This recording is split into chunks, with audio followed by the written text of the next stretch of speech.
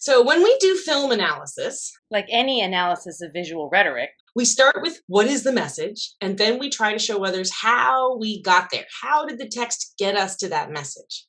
you've probably had practice analyzing the rhetoric of written texts like essays or stories, looking at the denotative or literal meanings along with the associative meanings. Looking at the connotations of words. Today, we're going to continue practicing close reading, but we're going to work on close reading images as well as words. Images?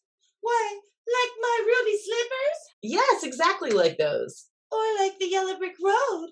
Follow the yellow brick road.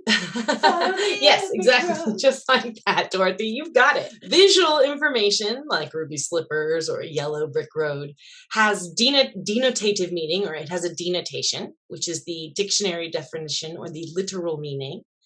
And it also has connotations, just like words. Connotations are the associative meanings beyond the dictionary definition or beyond the literal.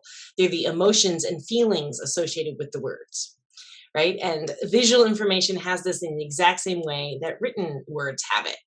There are positive and negative associations with visual images as well. For example, if we think about colors, colors have both positive and negative connotations. For example, Dorothy, what does the word yellow usually connote? Why, yellow reminds me of the sun on a bright day in Kansas. Yes, great. That's a positive connotation with yellow, like bright, sunny, happiness. A negative connotation might be that yellow is associated with being like overly bright or intense or over the top. Way over the rainbow, skies are blue. Yes, that's a good one, Dorothy. Blue is often associated with the sky, right? Quite literally, the sky is actually blue. But blue sky goes beyond that literal meaning of the sky is actually, blue today as opposed to gray or some other color. Blue skies connotes or has this associative meaning, this connotative meaning of that things are going well, right? Things are good and happy and looking up and looking bright. It's blue skies ahead, right? Everything's going to be fine. Whereas gray skies or stormy weather might suggest that things aren't going as well. They may connote something like sadness or like trouble in a relationship. So they're going to have the literal meaning of like storm is, droplets of water falling down from the sky, but it also has this associative meaning as well visually. So take a minute to think about some of the other colors, right? What does the color white usually connote? What are some positive associations with white? What are some negative associations with white? What about the color red, like Dorothy's ruby slippers? What does that connote? What's associated with red? What comes to your mind when you think of red? Good and bad. In film, there are colors on the screen, but also colors in the lighting, right? There might be a cool or blue filter, or there might be a warm or red, yellow one. Besides colors, some other things that have connotations visually are shapes. Let's think about some of the connotations of shapes. Dorothy, help me out. What's a circle or roundness imply to you? What's the connotation of that? Why, I guess I think of something soft and inviting. Yes, yeah. Circles are often associated with like conventional or normative femininity, right? With organic shapes. They can be associated with things like cycles, the circle of life, yin yang, that kind of stuff. Good. Excellent. Dorothy, what about squares or angles? What do those bring up for you? What do those generate? What do you feel when you hear those? Oh, I think of a house or a building, something made by a hardworking farmhand. Yeah, good, great. Squares and lines and angles often give off a more conventionally or normative masculine connotation. Think about the difference between a typical power suit, right, with the angles and the lines, versus a dress which has a circular skirt and which is softer and flowy, perhaps, maybe with more malleable fabric. Right? So these are some traditional views of femininity and masculinity and how they maybe get expressed visually. And then people do things by mixing those up, right? You juxtapose traditional masculinity with traditional femininity and have things that challenge or work against or that sort of stuff. You think of Annie Hall dressing entirely in sort of ties and suits. Although you all probably don't remember Annie Hall. Google it. It's great. Except for Woody Allen, but Google it anyway. At least look at the fashion. So then what about point of view? In literature, the point of view is who is telling the story, right? Is the story in first person? I went to the store, we did this, we did that. Is it in second person? You walk down the hall. You don't know what you're talking about. Is it in third person? He, she, they, them. He was worried. He wondered what would happen. He walked to the door. So point of view in narrative. Then what's point of view in a visual image? It's the perspective we're getting from where the audience or the camera is located, right? So for me, literally the camera's right here. I'm touching it. It's straight on. It's looking right at me. It might be that the camera would be way above me. It would be shooting from above. And we're not even. I'm below you and you're above me. Maybe the camera would be shooting me from below. So I'm higher than you are now. So in film then and in visual narrative, the audience or the camera is where your audience member's eye line is. That's what we see. Where is that located in relation to the images that you're seeing in the frame of the shot? Okay, I'm going to show you a little video and talk to you a little bit about it as we go through it. All right, so just as a warning, there is some nudity in this clip. So FYI, just letting you know. So I have a little video to show you. I'm going to stop it every now and then and talk to you about some stuff. So this is marked as innocence, and I just want to point out a few different things about this composition, right? Notice how, first off, we are above her. We are looking down on her. The camera is positioned above her, and we're looking straight down at her. That puts us in a position of power relative to her. So has less power because we're above her. And that's part of what generates the idea of innocence, is that she's vulnerable, right? But the other thing that helps generate that idea, of course, is the acting, right? Is her smile and her giggling and the fact that she's wearing clothes that look like they're appropriate for a child. They're not sexualizing her in any way.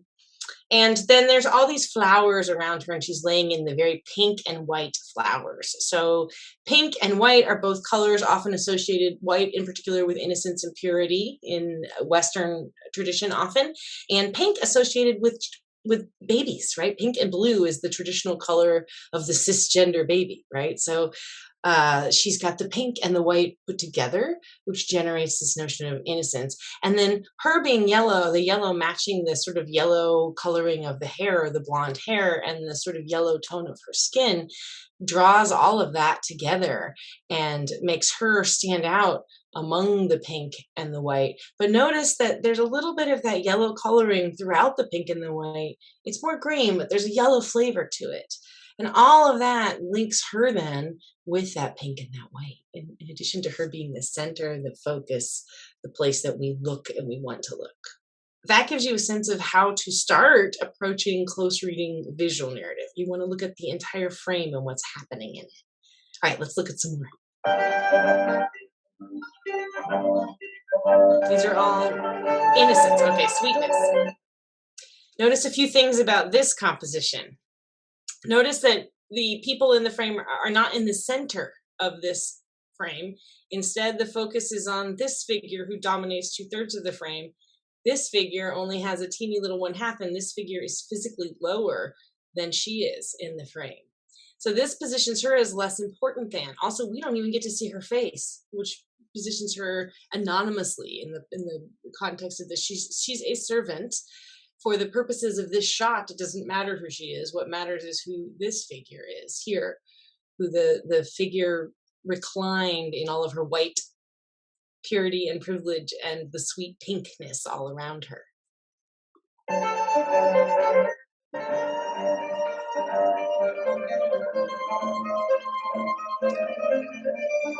So we were talking about traditional femininity. Here's someone who is one of my favorite characters because she utilizes traditional femininity in ways that end up being terrifying. She's surrounded by pink, which implies that she's young and innocent, and yet she's not young, she's older, and she's evil. If you look into her eyes, they are evil. And if you know the story, they're evil. But she's got the trappings of femininity all around her to disguise her evilness. We were talking about traditional femininity before and ways in which circles may be associated with traditional femininity. Notice all the organic shapes in her hair. Look at how circular and twisty they are. Look at the clothing. It's poofy and twisty and curly.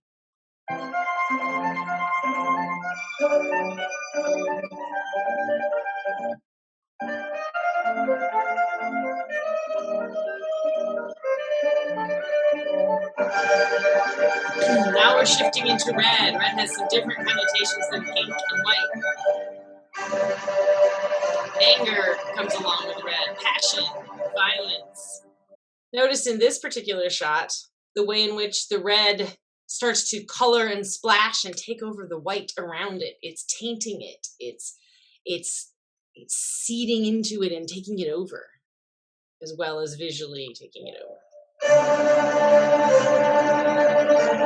Now, this is a particularly interesting shot for me because it is red, which is passion or anger, but notice how claustrophobic this shot is. We still have someone centered at the frame, but all of this stuff shooting out around him, this figure is very close. It's very close and right there. And for me, it gives the impression of there not being much space. And it makes me feel like tightened in and trapped and claustrophobic and nervous. It's very like, it generates that emotion for me. And the fact that the human face is behind this sort of artificial industrial spaceman suit makes him seem very alien, and I feel disconnected, and maybe he's a little evil the way he's sort of got his head tilted down and looking up at me like that.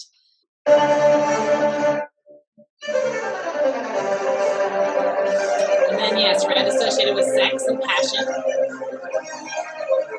Notice that the it's not just like there's nothing red in this shot, but the lighting itself is red. Here, the red is actually part of the set dressing. It's these beads. The shot itself is got a sort of a blue color. If you notice if you look at the sort of skin tone here.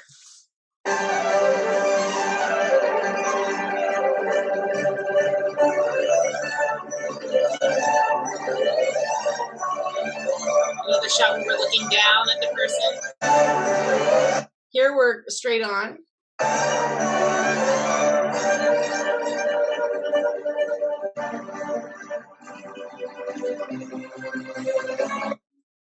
Something like this, for me, is a very different feeling than a lot of what we just saw.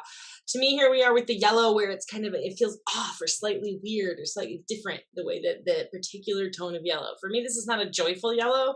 This is an awkward yellow. This is a yellow that makes me nervous and sort of clashes against this super bright fluorescent white up here that also has, for me, a negative feel, a negative connotation. And then this little dude looks very sad in the middle of all of this with everything around him, because his facial expression and his body language seems very defeated. This is a sad space for me, an awkward, sad, weird space.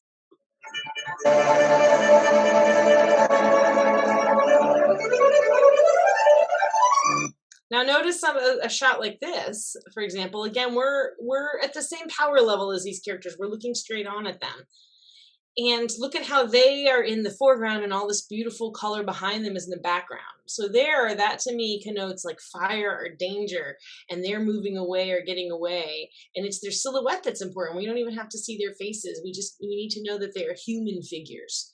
And then there's a light, right? Which this is the hope that they're going to lead them forward away from all of the fire and danger behind them.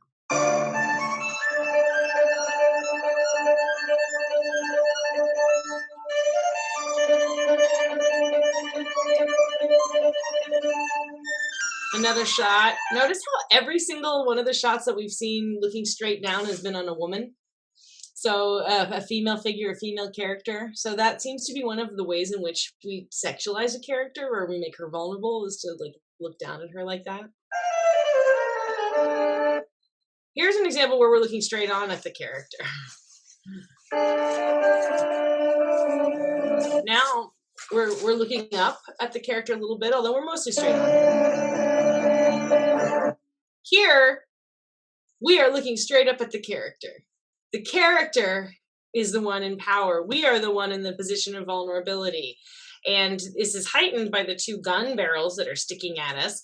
It's also heightened by the frightening grill the guy has, and the face that he's making as an actor.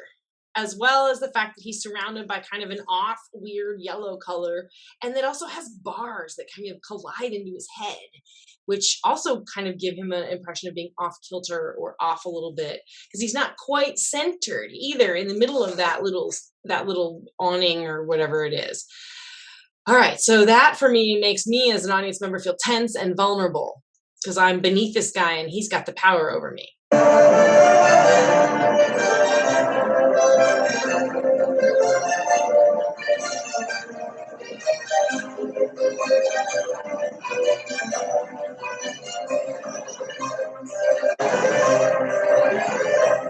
Here we are looking down at three gentlemen. Instead of being sexualized, it kind of makes them look like silly, awkward, vulnerable. I don't take them seriously. I don't know what's going on with them.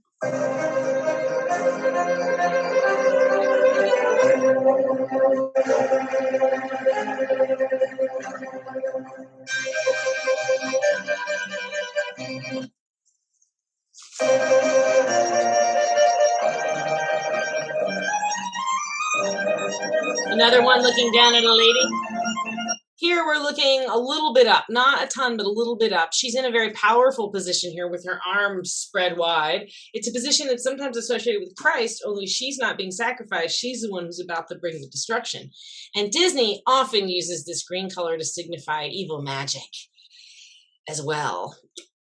Yeah, okay, good. Also, she's wearing this sort of, this obviously witch outfit, but the black then sometimes has connotations of darkness or negativity or evil.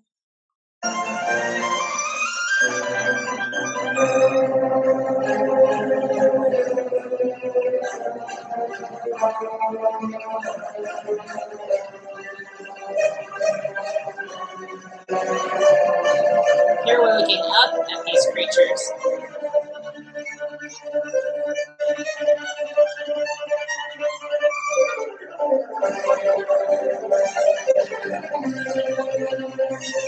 Here, whiteness is signifying remoteness and isolation.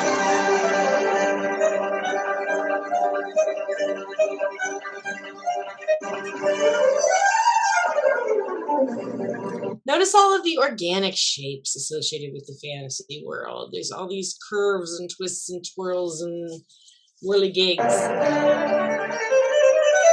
And the blues and the purples.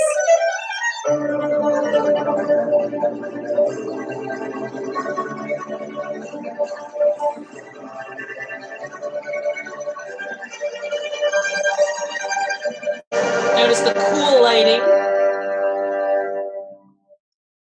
So that gave us a little bit of an idea of how we can take a look at various scenes and visual information and generate emotional responses, and that will lead us to develop claims about the text. Are we almost done here? Yeah, we're almost done, Dorothy. I'm oh so tired, and I just want to go home. There's no place like home. There's no place like home. There's no place like home. There's no place like home. There's no place like home. There's no place like home. There's no place like home.